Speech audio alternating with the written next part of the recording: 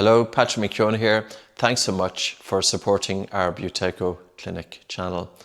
Can I ask you a big favour? Would you mind subscribing? And with this, we can support the channel more, we can put out more videos, and it would really mean a lot. Buteyko, for me, has been life-changing and life-changing for the people that we're working with, and we would love to see it getting out there. So please subscribe. Thanks very much. Buteyko in 2 minutes. So this is the breathe light exercise or reduced volume breathing, or it was called a number of different names over the years, but it originated from the work of Dr. Konstantin Buteyko. The breathe light exercise is simply about breathing less air. Let's give it a go. You're going to feel air hunger. That's the goal of the exercise. The air hunger that you experience during the exercise is just signifying that carbon dioxide has increased a little in your lungs and blood, and that's a good thing. So when you feel air hunger, it's not due to a drop in oxygen, but it's telling you that there's an increase of carbon dioxide. So when you breathe a little bit less air, carbon dioxide accumulates in your lungs because you're breathing less air, and as carbon dioxide accumulates in your lungs, it will accumulate in the blood leaving the lungs, and as carbon dioxide accumulates a little in the blood leaving the lungs, it will dilate your blood vessels. It will increase blood flow to the brain. With this exercise, by between about 5 and 10%, it will have to increase oxygen delivery throughout the body. Also, with the increase of carbon dioxide and the drop to blood pH, it will have to bring a calmness to the mind in terms of reducing neuronal excitability. Let's give it a go. So you could have one hand on your chest, one hand just above your navel, or you could simply just put your hands on your lap, whatever feels comfortable with you. Bring your attention onto the breath. Bring your attention. Probably the best place to feel the airflow coming into the body is just inside your nose. Now, you might also feel the airflow in your throat as it's passing down your throat, or you might find you can bring your attention to the chest movement or the area of the diaphragm. So typically there's 4 places at which you can feel airflow in the human body. But I find it easier. Just bring your attention just inside your nostrils. Can you feel the slightly colder air coming into your nose and the slightly warmer air as it's leaving your nose? And bring your attention to that. So as you breathe in, can you bring your attention that you're feeling the slightly colder air coming into your nose and the slightly warmer air as it's leaving your nose? And as you can bring your attention to your breathing, can you also bring a feeling of relaxation to your body? And can you allow your breathing to soften? So that when you breathe in, your breath in isn't as hard as what it normally would be, or your breath in isn't as full as it normally would be. So you can do it either way. You can either take a shorter breath in, so that you're breathing less air than what you would normally breathe, or you can take a softer breath in. Softer meaning that as you breathe in through your nose, that your breath is hardly imperceptible, that you hardly notice it. So with the breath in, we either go a shorter breath in or a softer breath in. You could even do both. You could do a shorter, softer breath in.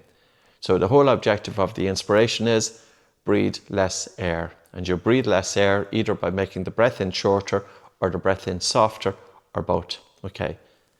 The exhalation. The best way to do the exhalation is by allowing the air to leave the body effortlessly. So as you breathe out, bring a total feeling of relaxation to the body and allow the air to leave the body effortlessly.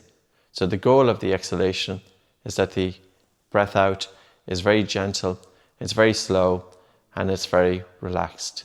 So you're taking a soft breath in through your nose and a really relaxed and a slow and a gentle breath out through your nose. Because you're breathing a bit softer and shorter on the way in, and also because you're having a really relaxed and slow, gentle breath out, the volume of air that you breathe is less than what it was before you started. With that, you feel air hunger.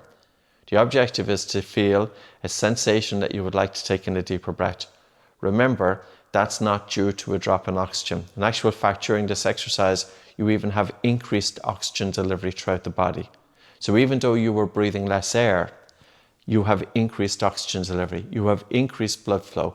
You have increased blood flow to the heart, increased blood flow to the brain, reduced brain cell excitability. So even though it feels a bit uncomfortable for you, do your best to stick with it. Now, if you find that you have involuntary contractions of the diaphragm, or if you're deliberately interfering with your breathing too much, just take a rest, for maybe 15, 20 seconds and then go back again to it. So don't expect it to be perfect, because what we're looking for here is we're looking at a breathing exercise that induces relaxation and air hunger at the same time. So physiologically, as we're softening and slowing down our breathing, carbon dioxide is increasing, and that's going to induce relaxation that stimulates the vagus nerve. We have a slow exhalation, but we also have our attention on the breath, so we are taking our attention out of the mind. But at the same time, because we are breathing less air and there is an increase of carbon dioxide, the brain is responding to the increase of carbon dioxide by sending increased signals to breathe. So we feel air hunger. Air hunger is a slight psychological stress. So the key is, can you relax into that? So yes, you're sitting down, you're just observing your breathing. You're taking a soft breath in through your nose, and you're allowing a really relaxed and a slow and a gentle breath out. You keep bringing a feeling of relaxation to the body. You're allowing your breathing to soften. You're not deliberately interfering with your breathing muscles, you're just allowing this to happen. Continuously bringing a feeling of relaxation to the body, imagining that your breathing is getting softer and that the breath out is really slow and relaxed, and doing it to the point that you have that air hunger. That's the Buteyko method. Well, at least it's one exercise from the Buteyko method. Practice it and see how your body responds. If you have increased watery saliva in the mouth, you know that you've activated the digest response. If you feel sleepy, you know you have activated the rest response. So here's a breathing exercise. If you practice it for a couple of minutes, you can help to dampen your stress response and increase the body's relaxation response, but think about all the other things that are happening.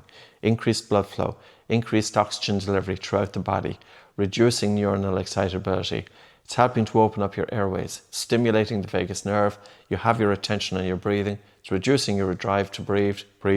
It's reducing your chemosensitivity to carbon dioxide, which in turn is improving your everyday breathing patterns. It's a wonderful technique. Give it a go.